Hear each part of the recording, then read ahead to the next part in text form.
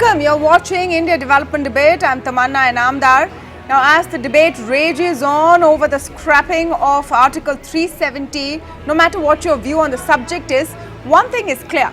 The government of the day has shown great political will to bring in change that was both difficult and controversial. It has also demonstrated how the government faces close to no opposition that helps it push through crucial legislation. So now the tough question. Can that huge mandate, complete decimation of the opposition and political will be used to bring in big changes on our economic front as well? Can the government use its current popularity, which is rare in India's recent political history, to bring real reforms to tough areas like land, labor, public sector banks, the way governance functions? Now, we're in the middle of an economic slowdown, and with all eyes on the Reserve Bank hoping for a huge cut in interest rates tomorrow, it's time to ask what the government can do to kickstart the economy. Joining me to speak on this today are Surjit Bhalla, former PMEAC member, former Banking Secretary D.K. Mittal, and our very own Maithili Bhusnirmat. Welcome to all of you, and thank you for joining us on the first debate on India Development Debate. Mr. Bhalla, let me begin by asking you, and in the context of, we're going to see the RBI's announcements possibly tomorrow. There's hopes for a rate cut, etc. Do you think that there's too much pressure on Mint Street right now with the hope that a rate cut will bail us out?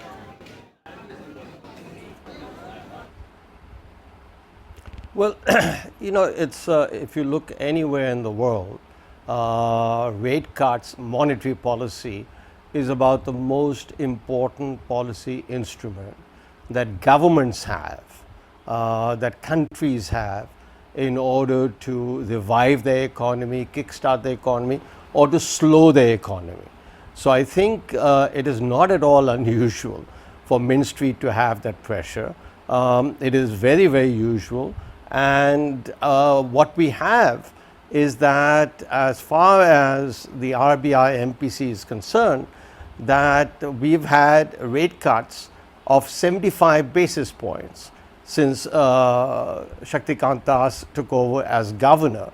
And during the same period, December to now, inflation rates have fallen. So therefore, the real rate, which is the only one relevant for policymakers or for the economy, the real rate has actually gone up. So in other words, the RBI policy has been deflationary, has slowed down the economy. Yeah. Now, there are other elements to monetary policy, liquidity, and in that regard, there is now a surplus of liquidity, so that's the good news. But if you have liquidity for an investor, why would I invest when the cost of capital is going up? So I think that's the major constraint on the Indian economy right now. And I think the more pressure there is on Mint Street, the better off the economy will be. Is it all about Mint Street? Let me get Maithili's view in, because I started the show conflating with what the government can do right now with all the massive powers it enjoys, and yet it does fall in this very moment to Mint Street to some extent. You agree with that analysis, Maithili? Well, the problem really with monetary policy is that it acts with a very long lag, Tamanna. And in fact, I was a little intrigued to find Surjit saying that monetary policy is the most important instrument that governments have, and then he quickly corrected it, knowing Surjit, to what countries have, because the fact is that monetary policy is not part of the government's domain. Fiscal policy is the government's domain, and monetary policy is the central bank's domain. Now, the problem with monetary policy is that A, it acts with a long lag, B, it's a very broad brush policy tool. So the result is that even if you make money cheap, just because money is available and it's cheap does not necessarily mean that people will invest. For people to invest, the conditions have to be conducive, and this is where I think fiscal policy is faster acting than monetary policy. So I would think that the Reserve Bank of India, having already delivered 3 consecutive rate cuts and now possibly a 4th tomorrow, then there is no case really for monetary policy to do more. The government in turn needs to relax its fixation on this 3.3% or 3.4, whatever the number they say. I think this is the time for the government to be a little bit more flexible on the fiscal deficit target, spend on the right things, and most important, recapitalize banks. I think this is what they need to do and step up to the till very, very quickly. Absolutely. Sujit, you want to quickly respond to that before I go on to Mr. Mittal and the point that Maithili makes? Yeah, two or three points actually as to what Maithili has raised. First of all, fiscal policy, the most important component of fiscal policy is taxation, tax rates. All of these, remember, the cost of credit and the tax rate affects profits, and profits affect investment, or profits affect animal spirits to go forth, or the expected profits. So I think there's absolutely no question that there are other policies, I would think some people would mention infrastructure, banking sector, this, that, or whatever, but really for policymakers, they are the two most important are monetary policy and then fiscal policy. Now, this idea of long and variable lags, I'm afraid that is a very, very old-fashioned and a view that it does not hold anymore. We have technology has changed, information transmission has changed, and therefore, and globalization has changed. So therefore, to think that this has long and variable lags, I think that's saying nothing. I'm sorry.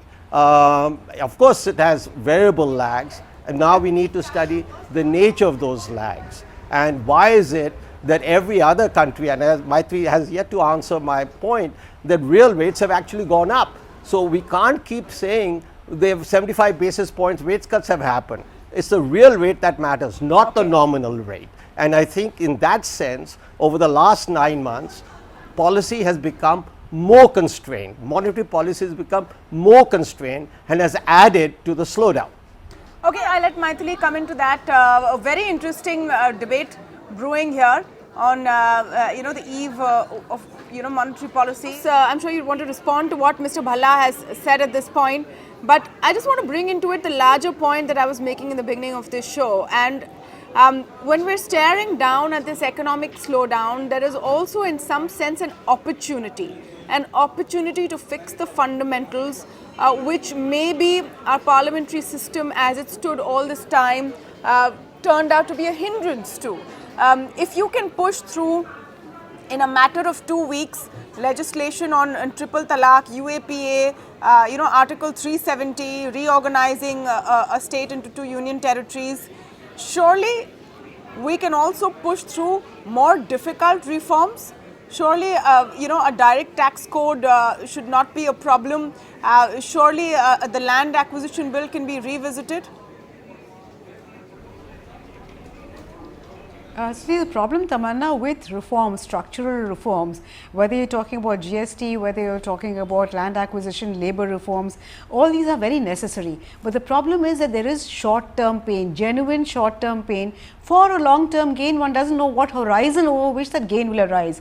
Take, for instance, GST, for instance. It was a very necessary reform. It, I'm sure, will yield us rich dividends in the future. But for now, it has caused severe disruption in the economy, and the benefits are not so evident at the moment. Likewise, if we were to go in for labor reform at the moment, very necessary, very essential. But what would the immediate fallout of that be? You talked about Article 370, 35A, etc. Yes, but we still haven't seen the full consequences of that. One is hoping and keeping one's fingers crossed that we do not see too many adverse consequences of that. However necessary it might have been from the political standpoint. But the fact is that these are not measures which can be taken lightly, nor can we expect the benefits overnight. So given the fact that the economy is hurting and is hurting now, and we need immediate action, I feel that the only answer really is for fiscal to be a little bit more flexible, as I said, because there is no great sanctity about this number. And even though we keep saying there are off budget items, the public sector borrowing, if you include that of the states,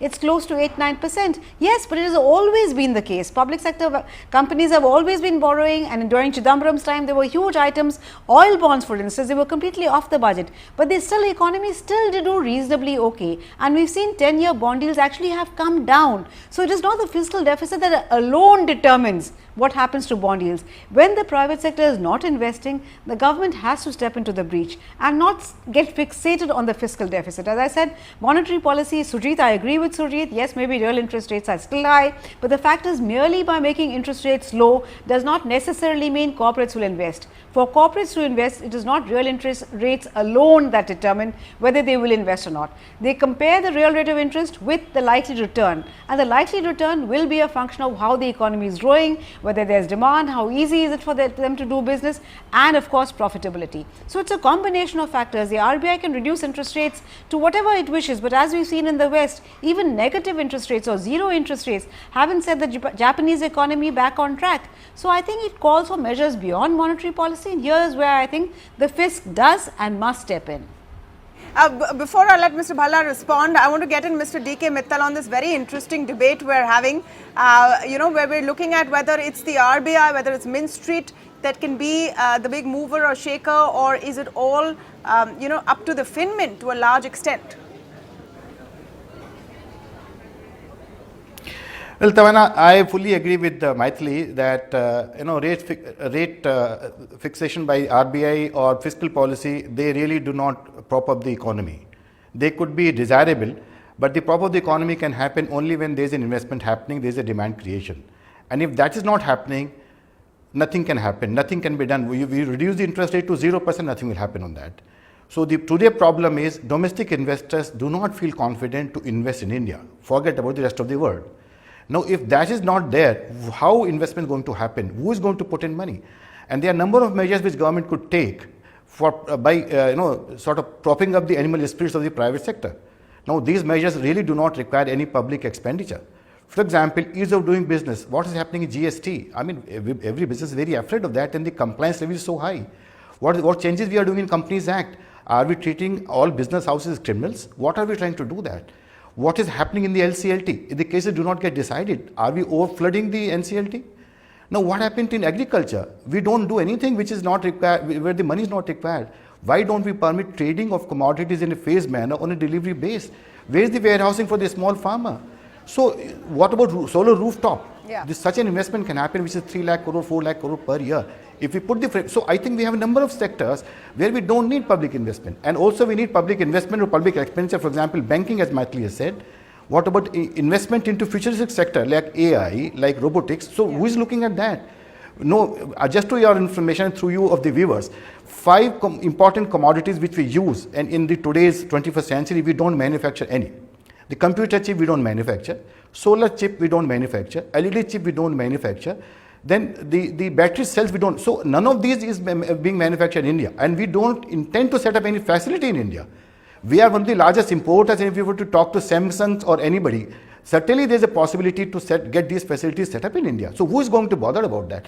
So I think we are not bothered about it. And the last point from me is, where are the exports? How do I create demand? There are no exports. We have killed special economic zones before they could really become adult.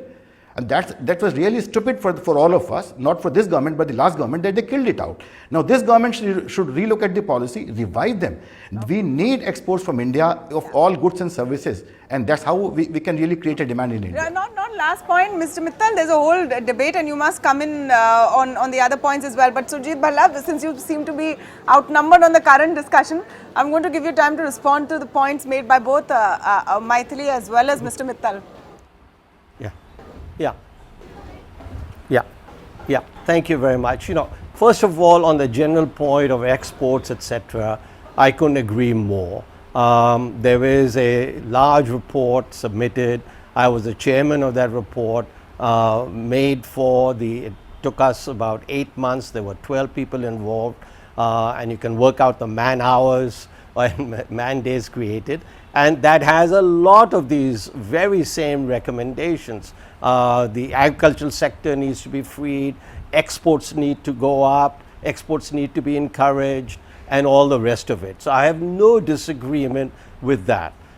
What we are discussing today is the short term. That is and let's take exports.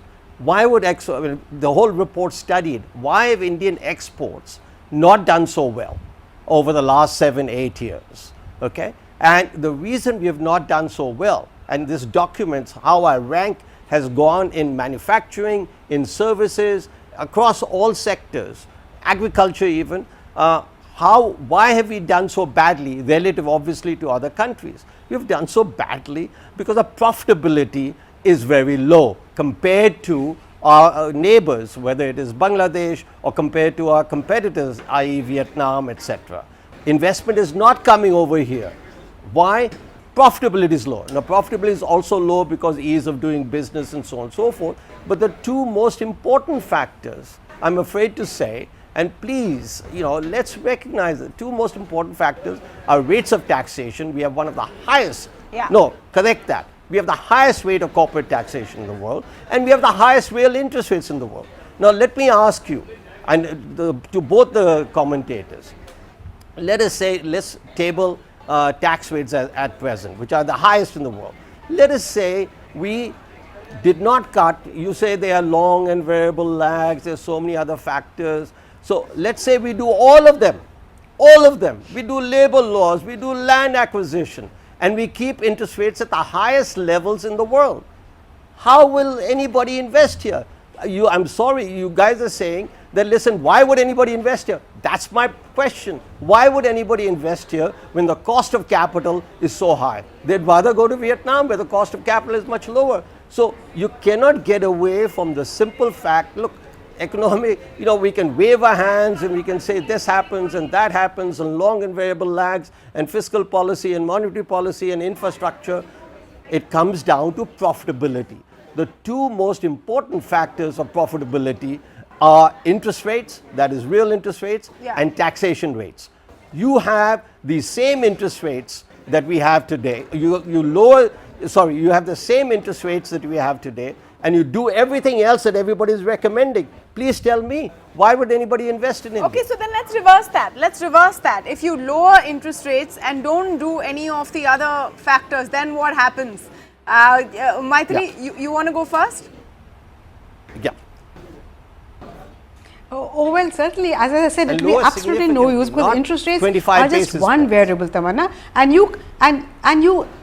No, however much you lower them, it lowers your cost of capital. But what are you comparing it with? You must compare your cost of capital to the likely return. And if there is no demand, if there is no profitability because it's so difficult for you to do business in the country, then you would not invest. So, you need a number of other conditions. A lower cost of capital is perhaps a necessary but not a sufficient condition.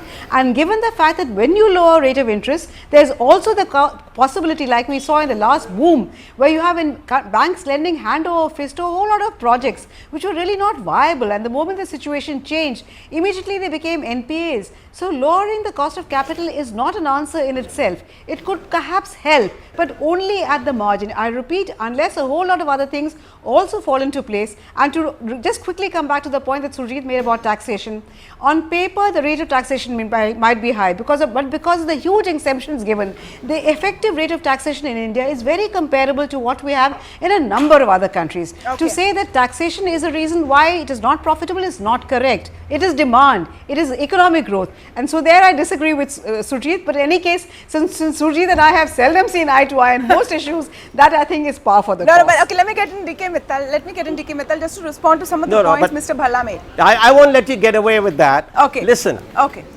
Yeah. I'm afraid Maithili is contradicting herself left, right and center. She says the problem is demand. I agree. Then you have Mr. Mittal saying, what about exports? We can export. Why is demand constrained by what's happening here? Demand is overall. This is globalization. So, you can't argue our exports are not doing well, our exports should do well. I completely agree. And then say local demand is a factor. It may have been in 1955, not in 2019. I'm sorry. Mr. Mittal, you want to respond to that? Surjit Bhalla seems to be winning the match in this 2:1 ratio today. Yes, Mr. Mittal. No, Dr. Bhalla is a renowned economist, so I don't have to, I have no expertise of that nature, and so is Maithili. But let me make 2 or 3 points on both these aspects. See, rate of interest is important, but as Dr. Bhalla knows, and he has said that the transmission effect of rate cut is not so effective in India as it in most of the Western world, and there are reasons for that. but it does reduce the cost of borrowing by the government. That's fine. But rate of interest is important, and I think a moderate rate of interest will certainly help the economy to grow up. The second point is in terms of taxation. Now, this is a myth created in India that we have a taxation rate which is at par with the US and the Europe. I think it is a blatant lie. If you look at the social expenditure of these countries, which is roughly 24% of the taxation, why we have 3% of taxation being spent on that? So what is the net taxation to me in India? There's hardly anything I get from the government as a citizen. So if you were to compare net taxation rate, then we have about 2 times the rates which is there in the US and the Europe. But let me come back to 4 sectors of economy. Without that, the economy cannot go up. The first sector of that is power sector. Now, if we do not separate distribution from the licensing of the distribution assets, which has been done globally, like we have done in transmission, I don't think we'll ever have the problem resolved of the line losses or the theft in the power sector. The second is telecom. Again, a large sector. It is having a slow death. If it dies, then what happens to us? I don't think anybody is bothered about it. The third sector is real estate. No, real estate, everybody says every developer is a thief, so let it be. But we are talking of each project. We need to sit with the developer and the banks and say what is the solution to that. And the last sector which I say, in which perhaps we have to invest nothing, is defense production. We are very uniquely poised as a country. We can have special economic zones and we can bring investment globally, provided we make the setting of defense facilities conducive to the requirements of the foreign investors. We can't insist on technology transfer in everything. We need to have infrastructure set up, the facilities being set up in India. And I think we have everything else except those technology providers to come to India. Okay. So let me say, if you're looking at the demand creation, these are the methods where we don't need public expenditure, but we can do a lot in creating investment demand creation here. Okay, now the couple of questions from that. What would be the time lag of these actually turning into greater demand? Let's also take a look at the situation we are currently in, where consumption slowdown is a problem. So these are issues, of course, which will come ahead. But you know, we asked everyone on this panel about their top recommendations to what can be done by the government to kickstart the economy and reverse this slowdown. And let me start on that section really with Mr. Bhalla first. Your top 2 or 3 recommendations, and some of them of course Mr. Mittal has also spoken about, but what you think the priority should be?